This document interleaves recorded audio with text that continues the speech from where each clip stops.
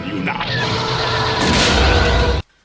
Alright, so this is the wiring situation. I'm going to try and explain this so it makes sense. I always keep track of what wires are going to what posts on the connectors, because I could, put a model aside for 3 months and forget. So for the Vader tie, when I put this, this is the male section of a 8-pin connector. Okay, and the reason I used an 8-pin connector was because of the size primarily. I didn't need all the pins. I just wanted something really sturdy to hold the model on the post. So I used pin 1 for the power. So if you look on the back, I had soldered the red wire to the number 1 post, and then the 8 post in the middle was the ground, and the 5 post was the blue. So I have 3 separate wires going into the model. This is the female version of the same thing, which is wired up exactly the same. And this is going to plug into the bottom of the TIE Fighter, and all the wires will match up. So this is the casing for this plastic housing, and the way it works is these screw in. You could buy these connectors, I mean, on online for pretty cheap. Usually have a bunch of 4-pin, 8-pin. I don't want to put this in here yet because I have to trim this piece off on the bottom so I can put this in a post that's going to support the model, if that makes sense. So I'm going to knock this off with a Dremel tool and a cutoff wheel, and just cut off this metal piece right here, so I have a way to get a pipe onto this that's going to hold that whole piece securely. And for the power, this is a run-of-the-mill switch. You can get these pretty much anywhere. This is a on-off. This is going to be the power switch for the interior lighting and the engine lighting. And I have a momentary switch, and this is going to be the switch that when you press will engage the laser firing on the Vader tie. So you can hold it down and it'll keep firing, and let it go and it'll stop.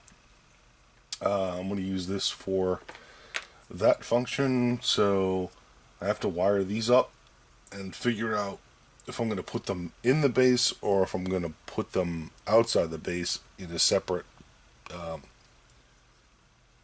box or something. I'm not really sure how it's going to look, but I have to figure that out. So that's what I'm doing right now. I'm just wiring this stuff up. I have to test this, so I'll hook this up to the Vader tie, and I will test that all the lights come on when I hook up the red and the black, and I will make sure that the lasers are firing when I hook up the blue and the black. So I want to make sure that all that stuff works before I put this thing into action. So we'll see how it works out. So I have my top hole, my bottom hole just sitting together right now, just as a test. I'm hoping this works. So right now I have the the black and the red wired up. And I'm going to fit this in here, and I am going to test it to make sure that all my lighting is legit. Perfect.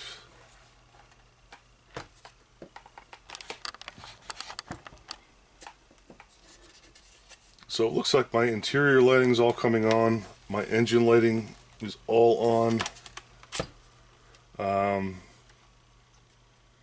I will dim the lighting to show you the cockpit. I'm pretty happy with the way it turned out. But let's test the guns.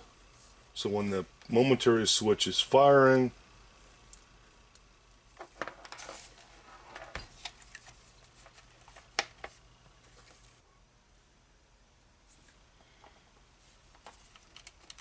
alright, I had a little wiring issue. Two leads were touching on the inside and the back because I had some temporary stuff going on, but there's the lasers firing.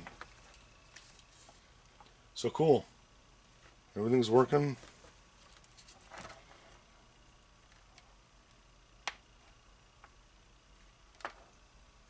Let me hook this up and see if I can get a shot of the interior in a darkened environment so you can see what it looks like. Now I'm going to gently pull this out. This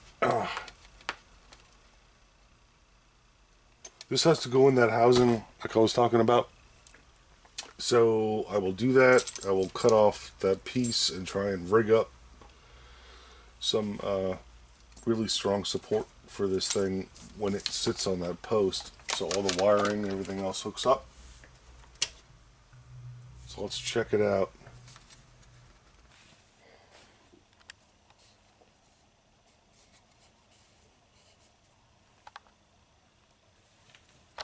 I think I have this set correctly. It's kind of tough with the lighting, so you can see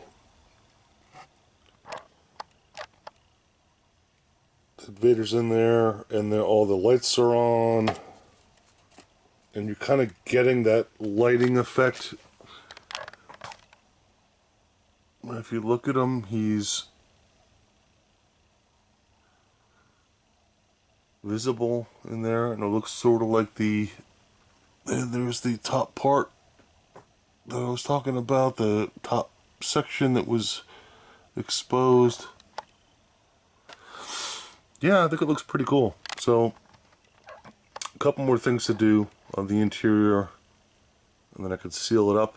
I think all my wiring is in good shape, so I can probably close up that cockpit and not have to worry about any problems down the road.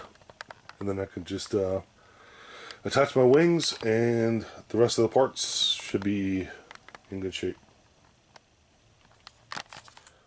One thing I didn't mention is I use these variable voltage power supplies with every model that I build. They're DC, and they go from,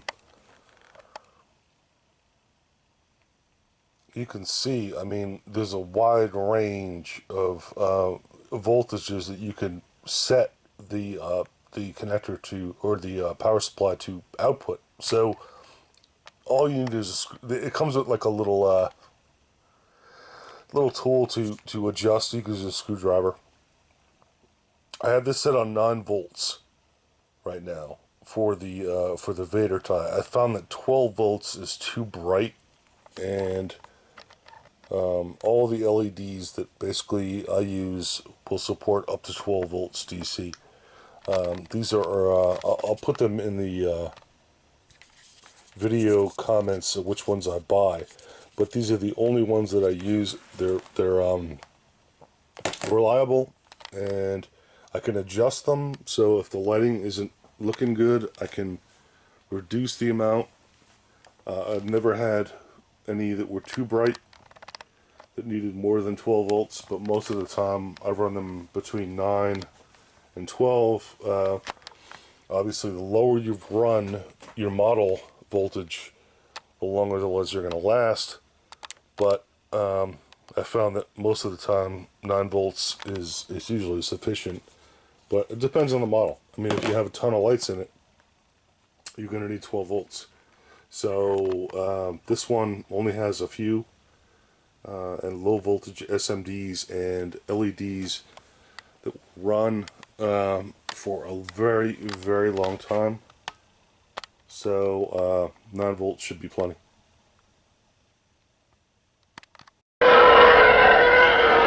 Stay in attack formation.